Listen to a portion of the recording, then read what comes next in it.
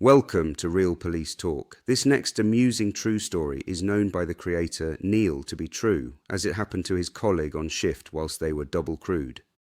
Warning, this content is rated 15, contains bad language. It was about 2008. The officer in question, let's call him John, was working a day shift with Neil. It was a 12-hour shift from 7 a.m. to 7 p.m. They were the main car for the area and were responding to all the 999 calls throughout the day. It was midweek. It was a steady day. They had been to several incidents throughout the day and dealt with them satisfactorily, so it was a normal day at work, or so they thought.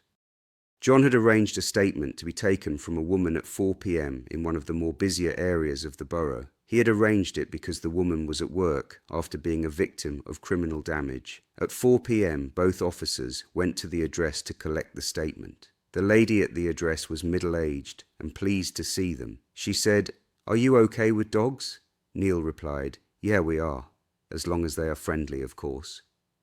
They entered the house and went through to the sitting room. Both officers looked at each other as an enormous hairy hound of some description, probably the biggest dog in existence, came bounding towards them. It ran to Neil first, jumped on the chair, which tipped backwards with the weight and power of the dog. It winded him. The dog then sat there partly on Neil and partly on the arm of the chair. It was the biggest, dribbling, hairiest dog he had ever seen, and now wanted to lick Neil's face. The lady, not fazed at all, said, "He likes you." Neil replied, "What the bloody hell is it?" whilst trying with all his might to hold the dog off and preventing it from breaking his ribs with sheer weight. The lady replied, "It's a Newfoundland. His name's Toby and he loves people. He weighs about 65 kilograms.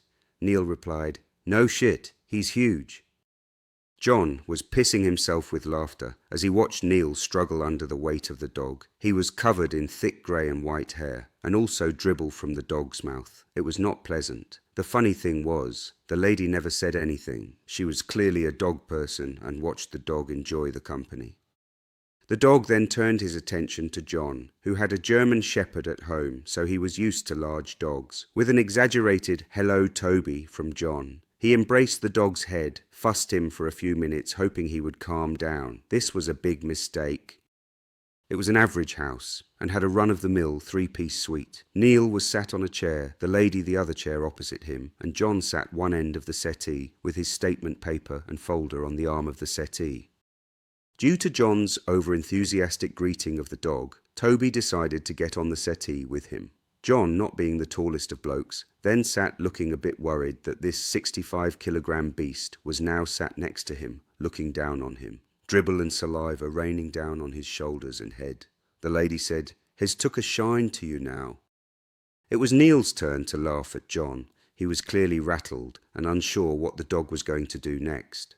John tried to ignore Toby and got his statement paper ready to start writing. However, the dog had another idea.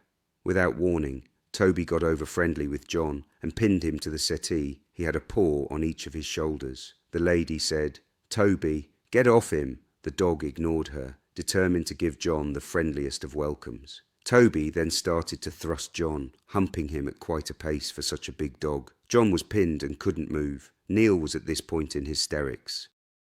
The lady got Toby around the midriff, just in front of his hind legs, and was trying to pull him off John. It is a picture in Neil's head that he will never forget. She was yelling, "Toby, no."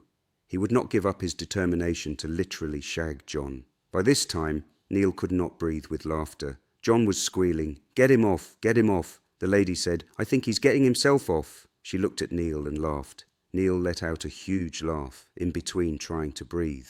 He was literally crying with laughter. John gave up struggling and submitted to Toby. He just let the dog finish. There was just nothing that could be done.